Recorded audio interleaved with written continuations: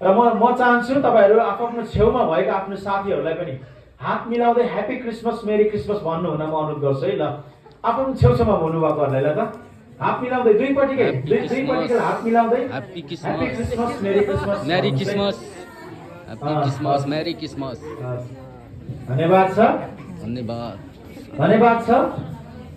क्रिसमसको शुभकामना चाहिँ आदान प्रदान गर्नुपर्छ। यो खुसीको समय हो। शुभकामना यो खुसीको समयमा चाहिँ एकअर्कामा हामीले शुभकामना येशू ख्रीष्ट यस संसारमा जन्म लिइसक्नु भएको छ भन्ने शुभकामना चाहिँ हामीले आदान प्रदान गर्नुपर्ने हुन्छ है। हुन्छ अब यो सँगसँगै हामी घोषणा गर्नेछौँ है। म सबैलाई भन्छु, म आउनुहोस् भन्छु, आउनुहोस् सबै भन्छु, तपाईहरु खुसी मनाऊ भन्नुहोस् है। ल आउनुहोस् सबै भन्छु, खुसी मनाऊ भन्नुहोस्। अनि प्रभु येशूको भन्छु, म तपाईहरु जय जयकार गरौ भनेर भन्नुहोस्। ल बुझ्नुभयो? म चाहिँ आउनुहोस् सबै भन्छु, खुसी मनाऊ भन्नुहोस् तपाईहरु चाहिँ है। अनि प्रभु येशूको भन्छु, तपाईहरु जय जयकार गरौ भन्नुहोस्। ल ल आउनुहोस् सबै खुसी मनाऊ, प्रभु येशूको जय जयकार मनाऊ, अलि ठुलो स्वरमा है।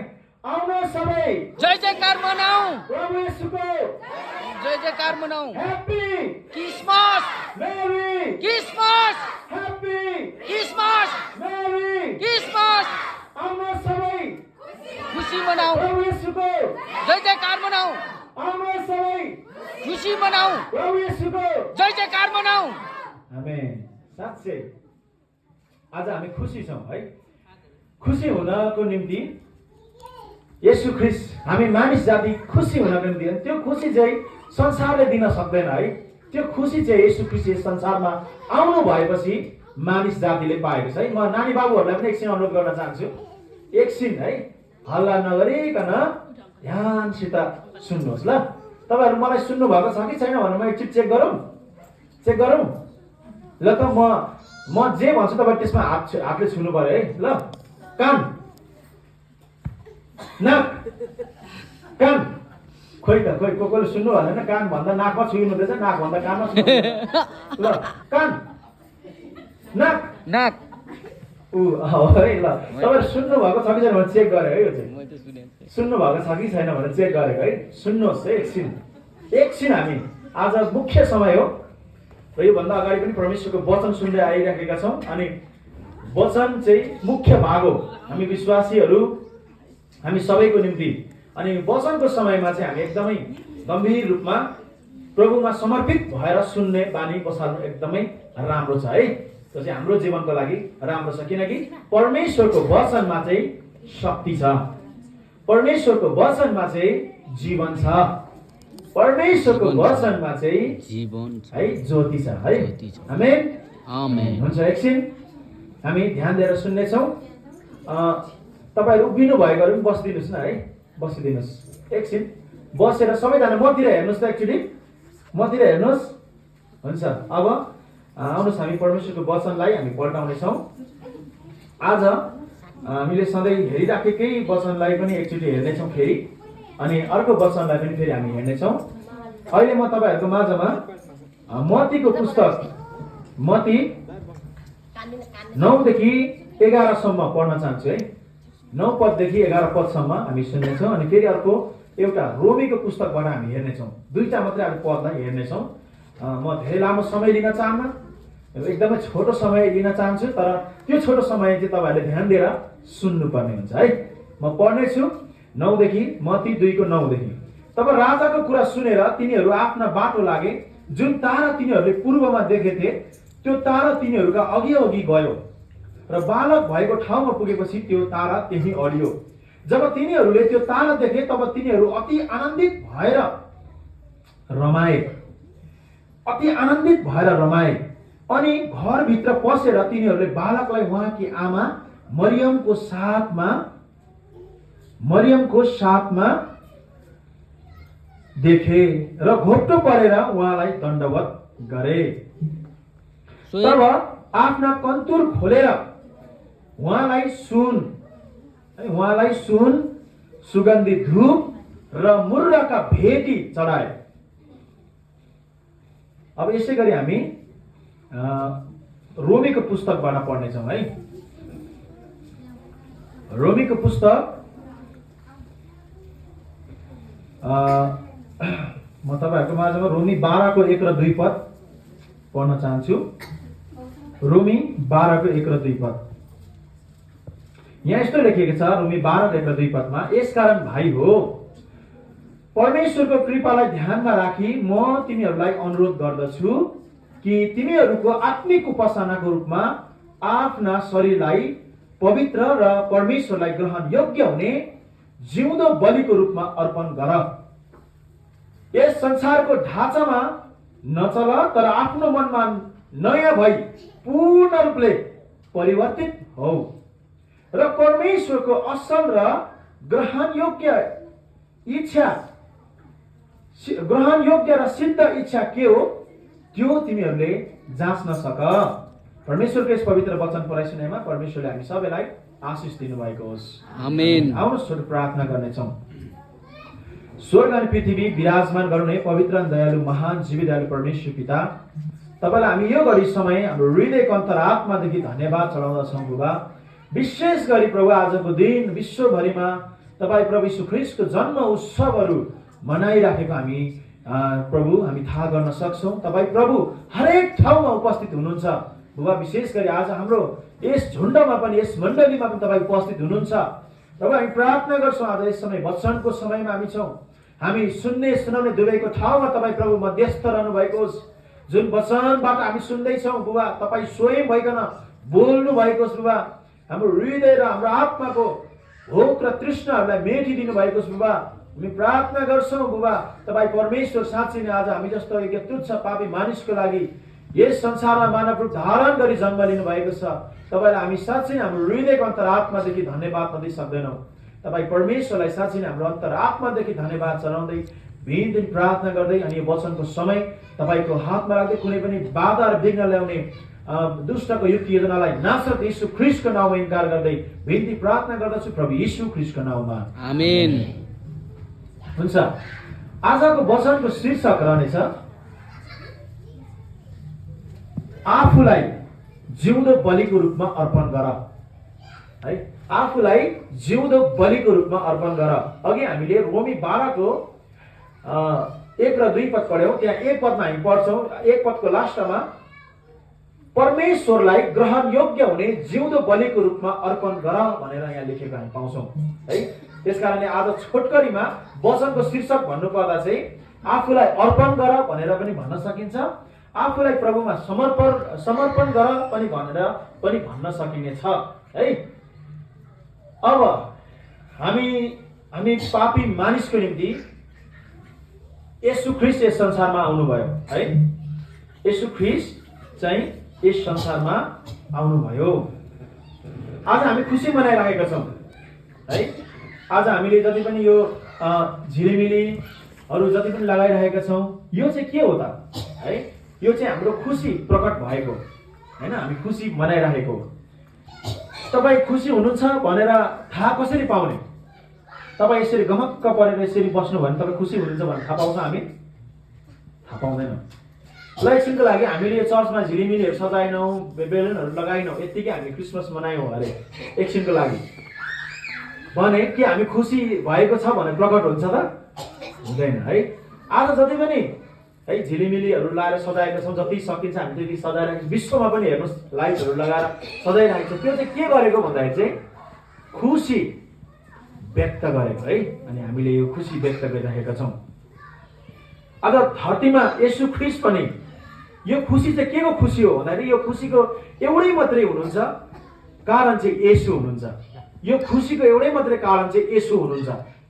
येशू चाहिँ यो सारा संसारमा भएको मानिसको लागि, है मानिसको लागि, सारा धरतीमा भएको मानिसको लागि चाहिँ आफैलाई बलिदान हुनको निम्ति, आफैलाई अर्पण गर्नको निम्ति उहाँ चाहिँ एउटा थुमाको रूपमा यस संसारमा आउनुभयो। येशू ख्रीष्ट, है येशू ख्रीष्ट चाहिँ बलिदानको थुमाको रूपमा आफूलाई अर्पण गरेर, मानिसको पापको खातिर आफूलाई अर्पण गरेर उहाँ चाहिँ यस धरतीमा आउनुभयो। त्यसैले आज हामीले पनि, है आज हामीले पनि परमेश्वरलाई ग्रहण योग्य हुने जिउँदो बलिको रूपमा अर्पण गर्नुपर्ने रहेछ। अघि वचनमा हामीले पढ्यौँ आज प्रश्न छ, के हामीले परमेश्वरमा आफूले आफूलाई अर्पण गरेको छौँ त? आज यो चुनौती र प्रश्न चाहिँ तपाईँ हामीले गर्नुपर्छ। येशू ख्रीष्टले चाहिँ तपाईँ हामी पापी मानिसको पाप क्षमाको निम्ति आफैलाई अर्पण गरेर बलिको रूपमा है बलिदान हुनको निम्ति थुमाको रूपमा आफूलाई अर्पण गरेर संसारमा आउनुभयो भने अघि वचनले भनेको छ परमेश्वरलाई ग्रहण योग्य हुने जिउँदो बलिको रूपमा अर्पण गर भनेर वचनले हामीले भन्छ भनेदेखिलाई के हामीले आफैलाई जिउँदो बलिको रूपमा अर्पण गरेका छौँ त? आज यो प्रश्न चाहिँ तपाईँ हाम्रो निम्ति रहेको छ, चुनौती पनि छ। येशू ख्रीष्ट चाहिँ तपाईँ हाम्रो लागि अर्पण गरेर उहाँ चाहिँ क्रुसमा झुन्डिनको निम्ति आउनुभयो, मर्नको निम्ति आउनुभयो, बलिदान हुनको निम्ति आउनुभयो। तर हामी चाहिँ बलिदान हामी चाहिँ मर्न पर्दैन एकछिनको लागि, हामी चाहिँ येशू ख्रीष्ट जस्तै क्रुसमा टाँगिनु पर्दैन हैन। तर हामीले चाहिँ आफैलाई जिउँदो बलिको रूपमा चाहिँ परमेश्वरलाई ग्रहण योग्य हुने जिउँदो बलिको रूपमा चाहिँ आफैलाई अर्पण गर भनेर वचनले हामीले भनेको छ। आज हामी रमाइरहेका छौँ, खुसियाली मनाइरहेका छौँ, येशूको जन्म उत्सव हामीले मनाइरहेका छौँ है। तर हामीले जान्नुपर्ने कुरा के छ भने येशू ख्रीष्ट यस संसारमा आउनु चाहिँ ठुलो कुरा थिएन। येशू ख्रीष्टले जतिखेर पनि आफ्नो इच्छा अनुसार यस संसारमा आउन सक्नुहुन्छ है, सक्नुहुन्थ्यो।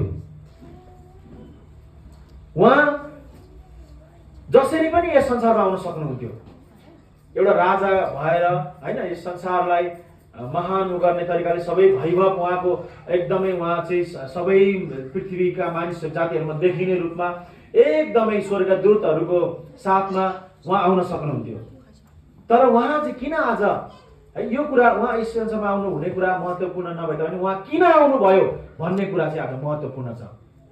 आज हामी विश्वासीहरूले र अविश्वासीहरूले पनि यो कुरा चाहिँ बुझ्नुपर्छ। उहाँ मानव रूप धारण गरेर आउनु कुनै ठुलो कुरा होइन, तर उहाँ जसरी पनि आउन सक्नुहुन्थ्यो। तर किन मानव रूप धारण गरी आउनुभयो भन्ने कुरा चाहिँ महत्त्वपूर्ण छ।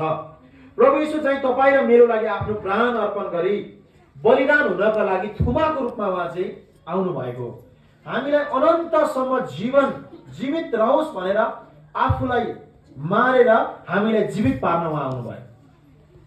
आफूलाई मारेर हामी मानिस जातिलाई जीवित बनाउनको निम्ति उहाँ आउनुभयो है। अनि हामीलाई चाहिँ अन्धकारबाट है, हामी चाहिँ अन्धकारमा थियौँ, अन्धकारबाट निकालेर हामीलाई ज्योतिमा ल्याउन येशू ख्रीष्ट आउनुभयो है। हामीलाई पापबाट छुटकारा दिनलाई,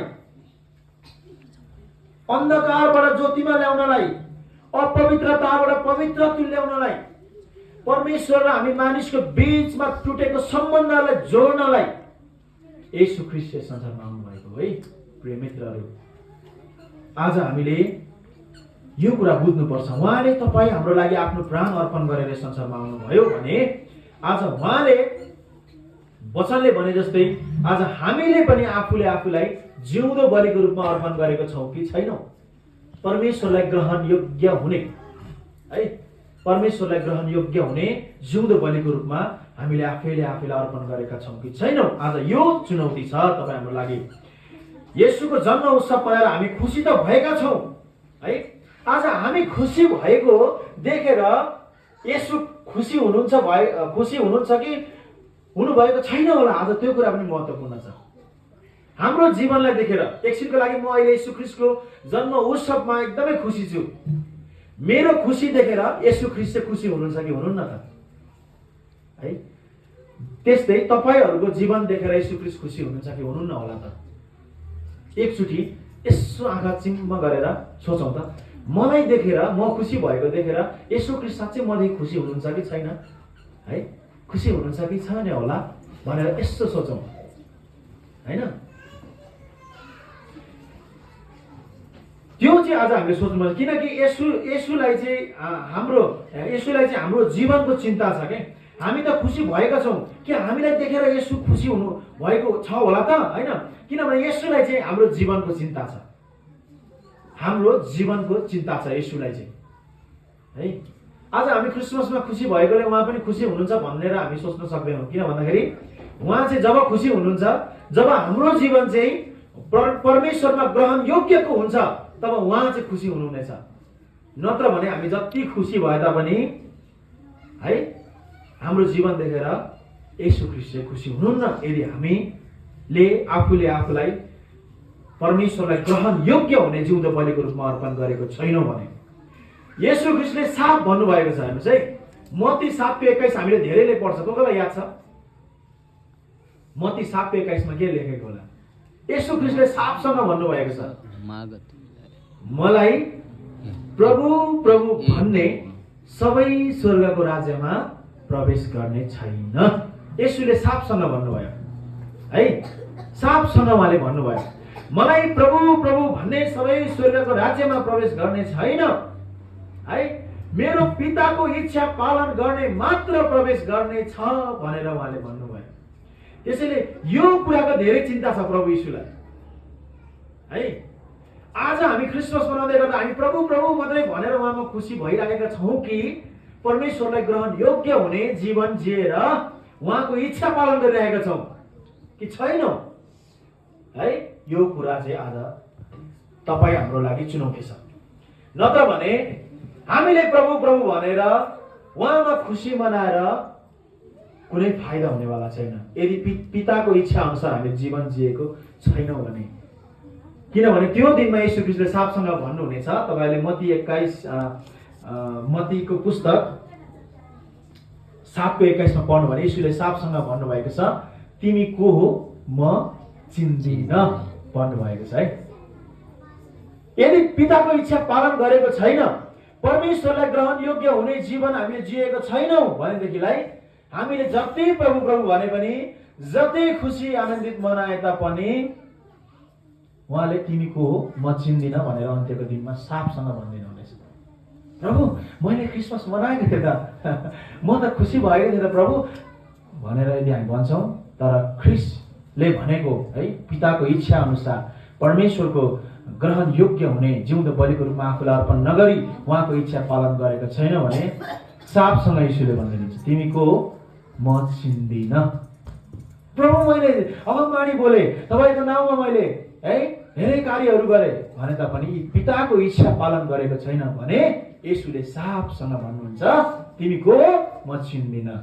त्यसकारण आज तपाईँ र मलाई चुनौती छ कि येशूले त आफ्नो प्राण तपाईँ र मेरो निम्ति त्याग्नु भयो। उहाँले आफूले गर्नुपर्ने कार्य हाम्रो पापको खातिर उहाँ चाहिँ बलिदान, क्रुसमा बलिदान भएर तपाईँ हाम्रो पापको छुटकारा उहाँले दिनुभयो, सबै कुरा पुरा गरेर जानुभयो। अब यूहन्ना 3:15 भने जस्तै जसले उहाँमाथि विश्वास गर्छ त्यसले चाहिँ अनन्त जीवन पाउँछ भने जस्तै, अनि मत्ती 7:21 भने जस्तै मेरो पिताको इच्छा पालन गर्ने मात्रै स्वर्गको राज्यको भागीदार हुनेछ भनेको वचन अनुसार हामीले जीवन जिएको छैन भनेदेखिलाई प्रभु यीशु ख्रीष्टले साफसँग भन्नुहुनेछ, तिमी को म तिमीलाई चिन्दिन। त्यसकारणले हामीले त्यो वचनलाई एकचोटि मनन गर्न जरुरी छ। म तपाईँहरूलाई बताउन चाहन्छु है, साँच्चै हामीले आफूलाई जिउँदो बलिको रूपमा अर्पण गरेका छौँ भने रोमी 12:2 भनेको जस्तै हामी यस संसारको ढाँचामा चल्दैनौँ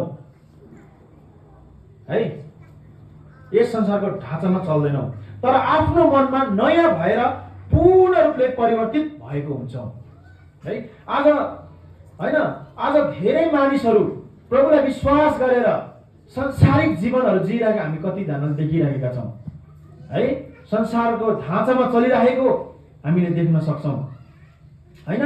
संसारको ढाँचामा चलेर हैन प्रभुप्रति कुनै पनि मतलब नराखी आफ्नै इच्छामा जिइरहेको, न प्रार्थना, न वचन अध्ययन, न संगति हैन, अनि संसारको रमाइलो, संसारको मोज मजामा मात्रै मानिसहरू मनोरञ्जन मात्रै रुचाइरहेका हामी देखिरहेका छौँ। यदि हामीले आफूलाई अर्पण गरेका छौँ भने नि यो संसारको ढाँचामा हामी चल्दैनौँ है। म बताउन चाहन्छु कि प्रभुमा समर्पण गरेको जीवन संसारको ढाँचामा चल्दैन, तर प्रभुको इच्छा के छ त्यो कुरा खोज्ने गर्छ। यदि आज मैले प्रभुमा आफ्नो जीवन अर्पण गरेको छु भनेदेखिलाई मैले चाहिँ आफ्नो इच्छा हेर्दिन, पहिलो प्रथममा चाहिँ म परमेश्वरलाई राख्छु। परमेश्वरको इच्छा के छ म त्यो कुरा पालन गर्छु। तर यदि मैले आफूलाई प्रभुमा अर्पण गरेको छैन भनेदेखिलाई म संसारको ढाँचामा चलिरहेको हुन्छु, मेरो आफ्नो इच्छा मात्रै खोज्छु हैन। प्रभुमा समर्पण नगरेकाहरूले संसारको ढाँचामा चल्छन् र प्रभुको इच्छा के छ त्यसलाई वास्ता गर्दैनन्, होइन, वास्ता गर्दैनन्। यदि हामीले है प्रभुमा आफूले अर्पण गरेको छौँ भनेदेखिलाई त्यो जीवनले चाहिँ कहिले पनि परमेश्वरलाई दिनुपर्ने सेवा सङ्गतिलाई छोड्दैन है। मन लाग्दा जाने, मन नलाग्दा नजाने गर्दैन, कहिले पनि गर्दैन है। तर अर्पण नगरेकोहरूले चाहिँ प्रभुको सेवाकाईलाई वास्ता गर्दैन है, वास्ता गर्दैन। यदि प्रभुलाई हामीले अर्पण गरेका छौँ भने नि परमेश्वरसँगको सम्बन्ध हामीले है एकदमै प्रगाढ बनाउन चाहन्छौँ भनेदेखिलाई, घनिष्ठ सम्बन्ध हामीले स्थापित गर्न चाहन्छौँ भनेदेखिलाई नि परमेश्वरको इच्छा अनुसार हामी चल्छौँ है, परमेश्वरको इच्छा अनुसार चल्छौँ। तर यदि हामीले आफूले अर्पण गरेका छैनौँ भनेदेखिलाई हामी आफै नै इच्छा अनुसार हामी चलिरहेका हुन्छौँ है। प्रभुमा समर्पण गरेको जीवनलाई चाहिँ निरन्तर प्रार्थना गर्छ।